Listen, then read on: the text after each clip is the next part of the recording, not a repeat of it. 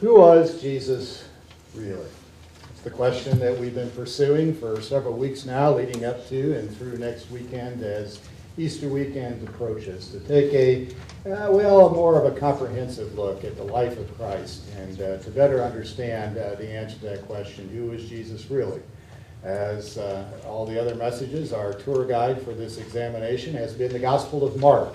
Every passage that we've read has been from Mark and will be so again today. We trust a number of you have taken advantage of this time to read the Gospel of Mark for your own, because there's a lot of good stuff in there and a lot of insight that answers that question, even beyond what we talk about here in worship.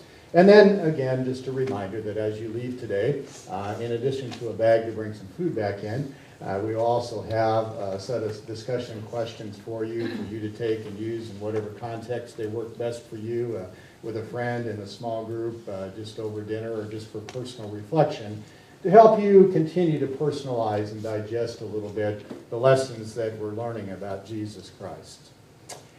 Today we are getting close to the end of the story, so to speak, or I shouldn't really say the end of the story. We are getting to the end of the chapter of the story that included the earthly life of the Lord Jesus Christ. We enter into the final week of his earthly presence with us, and that culminated, of course, in the events of Easter that we'll celebrate next weekend.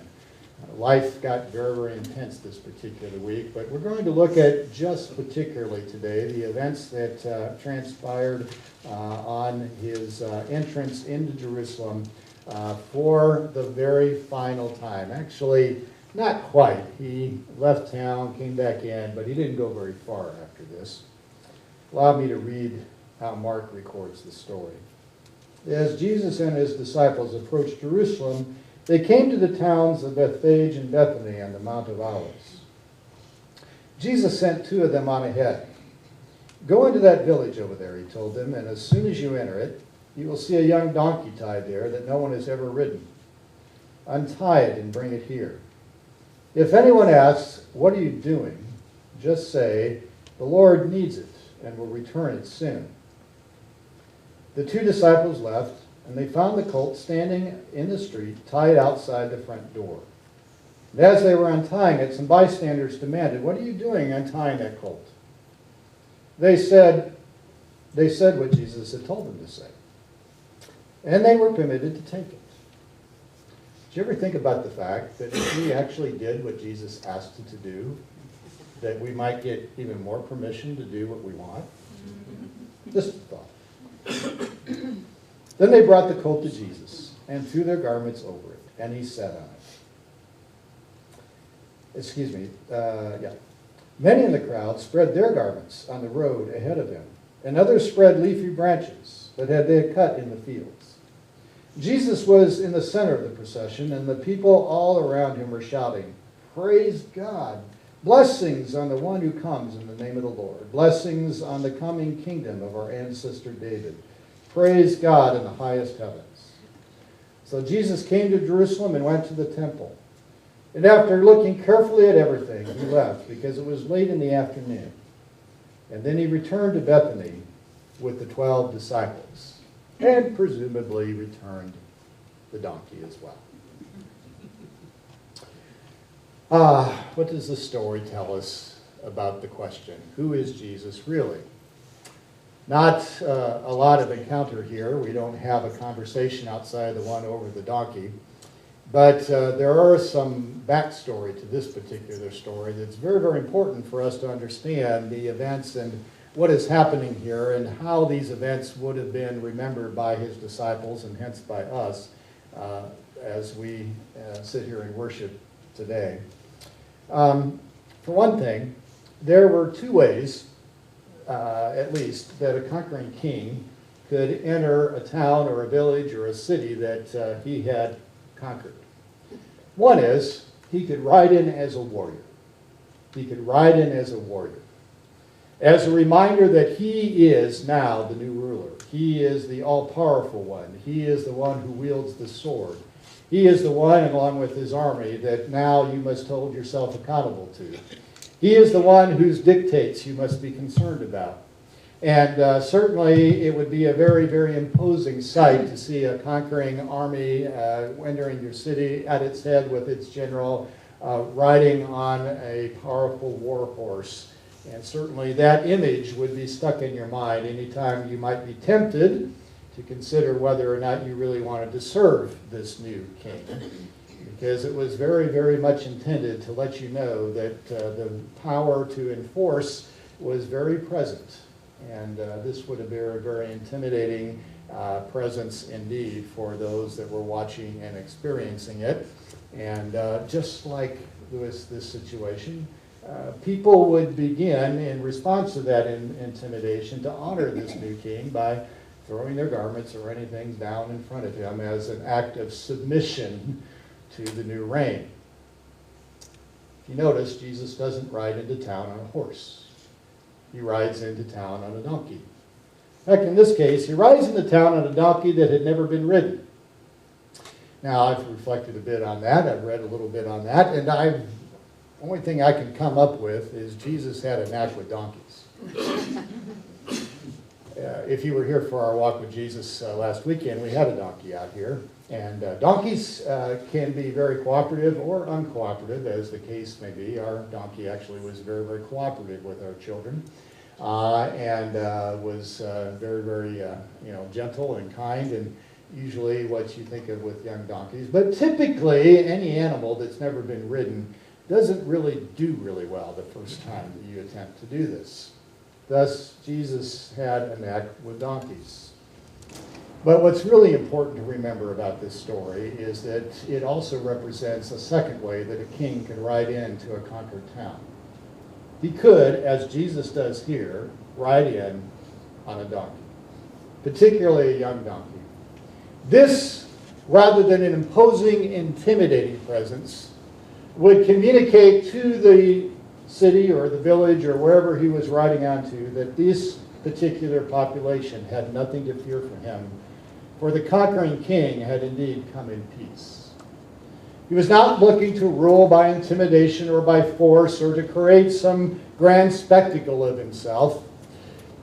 Riding in on a donkey in the ancient world was a way of saying, I have come in peace, and that is what I seek to have. And so when we read this story, we have to understand the significance. When people saw Jesus riding into town on the donkey, they did not see someone who had come to rule simply by force, but one who had truly done what the prophecies had said and what had been announced at his birth, that he was here to bring peace, peace on earth. That this particular group of people had nothing to fear, even though the fact that little did they know how powerful he was a king that was to come in peace. The other thing that's important to remember about this particular occasion is it was the fulfillment of yet one more prophecy that would confirm that indeed Jesus was the Messiah. It's found in the book of Zechariah, and it reads like this. Rejoice, O people of Zion. Shout in triumph, O people of Jerusalem. Look, your king is coming to you. He is righteous and victorious, yet he is humble, riding on a donkey, riding on a donkey's colt. Now, I don't know how many in the audience that day were thinking about this particular passage of the Bible. It certainly would have been one that they had been reminded of. It would have pointed to the nature of who the Messiah was and why he was to come. And this particular prophecy summarizes this event perfectly. For not only does it tell us that Jesus was to come and ride into town and ride into Jerusalem literally on a donkey, but he was to ride in as the Prince of Peace. He was to ride in as the Prince of Peace. As we've talked about in days and weeks before, we recognize the fact that Jesus was constantly surprising people. There was a set of expectations that everyone had about who the Messiah would be and what he would do, but right at the top of the list was he would restore what the people believed was their rightful place in the world, that he would restore the ancient kingdom of Israel, that he would restore and bring back the golden age, so to speak, when David ruled. And this was the memory and the expectation that they brought.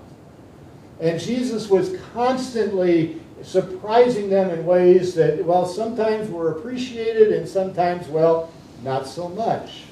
Because as Jesus rode into the town this day, he came reminding the people that they indeed were the recipients of a new kind of king who would bring a new kind of kingdom and would allow them or ask of them to be a new kind of subject.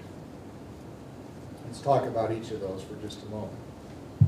First of all, Jesus said, I am the coming king, and this is what the people expected. They expected a king. They expected an earthly king. They expected a king who was going to restore their rightful place in the world, who was going to remove from above them the political oppression that they believed and did experience under the Roman Empire. All these things is what the Messiah would do. In other words, this was a Messiah who was going to be their Messiah. He was going to be the promised one, the anointed one who would deliver them.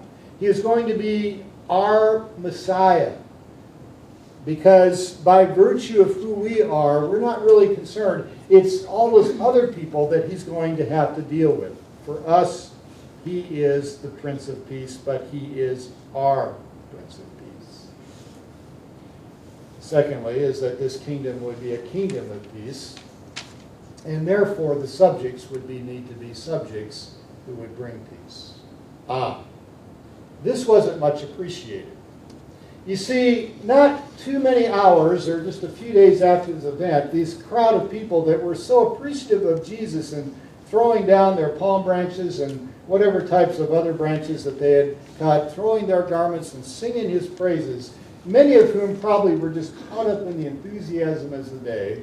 Later in the week, when the opportunity presents itself for them to make a choice of whether or not Pontius Pilate should turn over to them a thief or Jesus for crucifixion, they picked Jesus. We don't really have a record of what changed their minds over those few days. Now, we do have a few things that Jesus did that probably got their attention. For example, at the end of this story, Jesus comes in, we're told. He kind of looks around. It's late in the day, and so he leaves Jerusalem for the nearby village of Bethany, Bethphage, over on the Mount of Olives. And we find that he comes back the next day. When he comes back the next day, this is one of the famous times, he does this twice. He walks into the temple. He overturns the tables of the money changers who are providing currency for the purchase of various types of animals for sacrifice. He is so angered and so upset that the temple that was meant to be the sign and symbol of the presence of God in the midst of the people had been turned into a commercial enterprise. And so this probably didn't really bode well for his popularity in the coming days. There were other attempts, but nevertheless, over the next few weeks, it all changes. What I'm suggesting to you is that, this King of Peace is bringing a kingdom of peace and asking for his subjects to be subjects of peace. Well, this isn't really ultimately what they wanted. You see, when they're not much different than us. When we receive news or experience something unexpected, it can go one way or the other. Sometimes the unexpected is appreciated. Sometimes the unexpected is good. Sometimes the unexpected surprise comes and we're surprised by something that, well, is a pleasant surprise.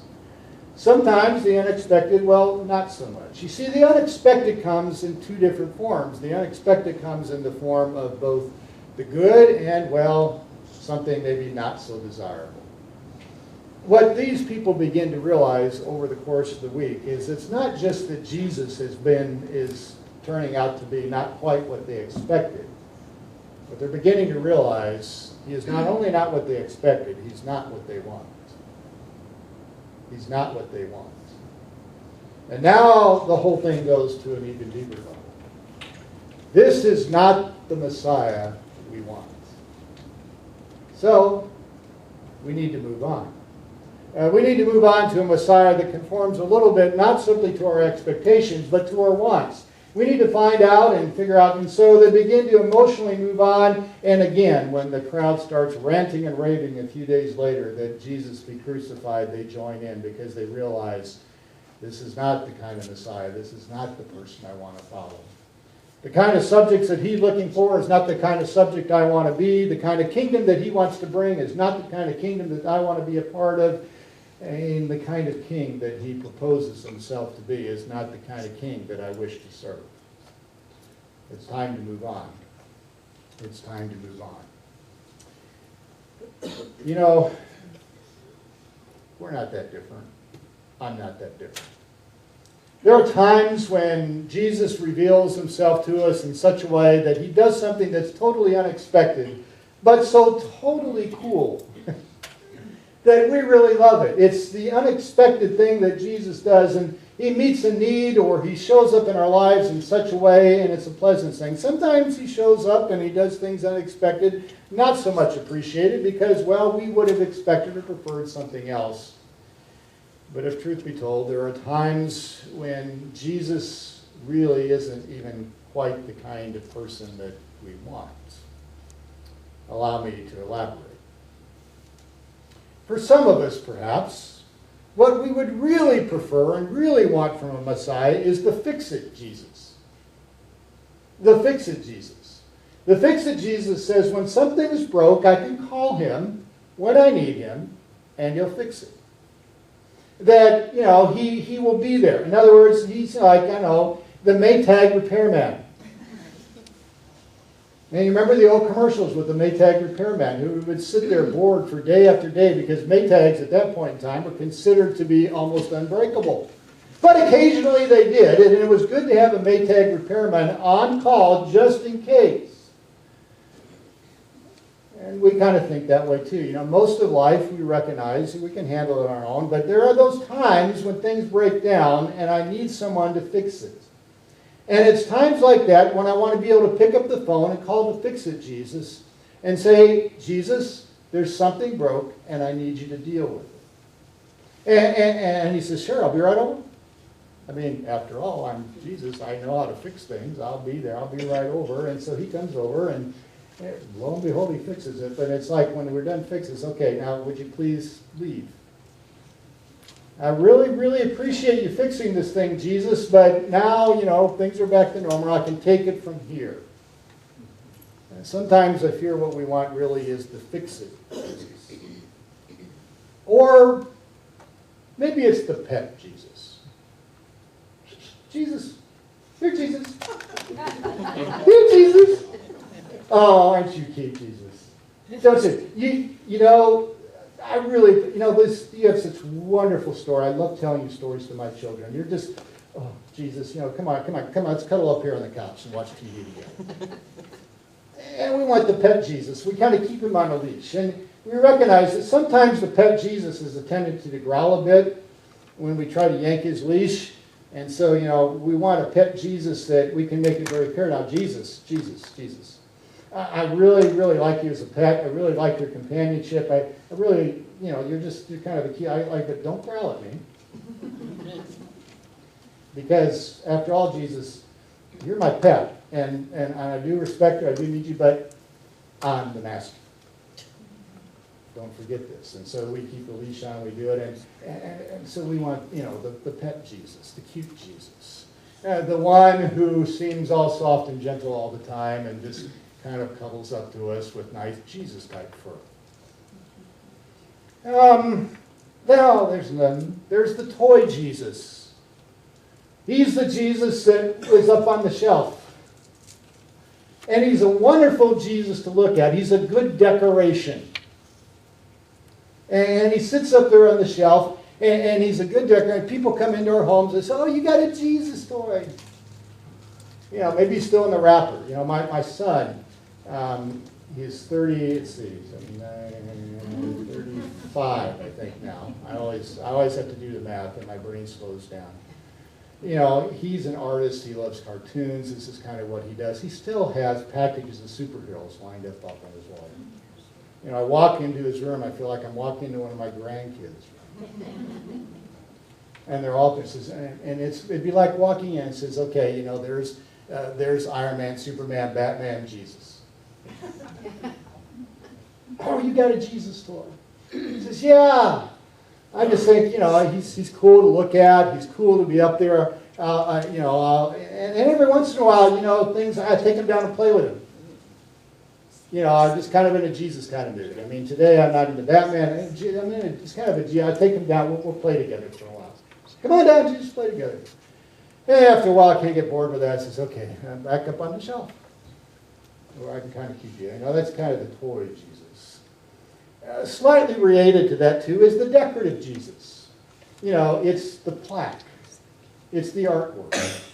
You know, we've been showing the different images as we've entered into these messages each week that have been accumulated through the years of depictions of who Jesus is and what he looks like in different circumstances, both old and new. I mean, the reality is, none of us know what Jesus really looked like. If he were to walk in the room today, we probably wouldn't recognize him from a physical perspective. And our Jesus, if you notice the Jesus that we had for the walk with Jesus, didn't even have a beard and didn't even have long hair. We don't know. We don't know. We probably wouldn't recognize him. But we have these depictions, and it's a good decorative piece because it kind of lets people know, well, he's sort of kind of a part of our life. You know, he kind of sits there on the mantle along with other decorative pieces, and, you know, he's just kind of there. So if somebody walks in and says, isn't that nice? Isn't that nice? You have a Jesus decoration in your home, too. These are all things of Jesus that perhaps, if truth be told, we might like a little bit better. We'd prefer a fix-it Jesus, a pet Jesus, a toy Jesus, a decorative Jesus. Or if you were around last week, the Jesus cutout that's sitting in the children's office right now that our youth group decided to adorn with a Harvester baseball hat and a youth group t-shirt, if you were around at all during this week. This is the kind of Jesus, one that we can kind of dress up on our own and make him into our image rather than ours. You see, we're really not that different. 1 minute we're throwing down palm branches, 1 minute we're saying, throw down my garments, I worship you. And then Jesus says, do you really understand who I am and why I've come? The peace that I want to bring to your life, the cost it's going to do, what it's going to require to be my follower. And all of a sudden, you know what? I don't really know, despite the fact that I've publicly displayed this affection. I'm having second thoughts on this, Jesus. And I'd really prefer if we could just kind of back off for a bit, slow things down, and at least for a while just, you know, I don't know, keep things at the pet, the toy, the fix-it, or the decorative phase. And yet Jesus will never allow us to do it. He will never say, I'll be your toy, I'll be your pet, I'll be your decoration. I will never simply be the Maytag repairman for you. Oh, I love you. I will always love you. There's nothing you can ever do. There is nothing that you can imagine doing that will ever separate you from me in such a way that my love for you will cease or ever be less than it is today. This will always be complete. But because I love you, I will never cater to you. Because I love you, I will never allow you to reduce me to your personal fix-it person, to your pet, to your toy, to your decoration. I love you too much. I love you so much that, yes, I come riding into your life as the Prince of Peace. But isn't it interesting that the truly most all-powerful king in all the universe, of all the kings that have walked the earth, of all the kings that have entered into villages as the conquering general, the one who truly is all-powerful is the one who came humbly on a donkey, saying, I come as the King of Peace. And this is what I will give you, but I will never allow you to simply marginalize me. I'm still king. I'm still king. And so folks, this morning, if you're like me and you find yourself in one of those moments where you say, you know, Jesus is getting a little bit intrusive. You know, he's kind of stepping out in such a way that I don't really know that I can get him back up on the shelf or send him away or do whatever I got to do to kind of control him. He's kind of wanting to, well, take over. Exactly. See, Jesus didn't come to take sides. Jesus didn't come just to be a certain group's Messiah. Jesus didn't try to take sides. He really did come to take over. He really did come to take charge. But remember, when he comes to take charge, put the image in the back of your mind that he took charge as the Prince of Peace, riding in the town on the donkey. Not the conquering warrior wielding the sword saying, off with their heads. Why? Because he was the one who was going to die instead of his subjects in just 3 days. I look forward to seeing you on Good Friday as we contemplate that, and again next Sunday for Easter at one of our wonderful service, sunrise service at 7, traditional and contemporary worship as usual. Look forward to seeing you as we continue this journey and worship this incredible King of Peace that God has promised. Let's pray. Father,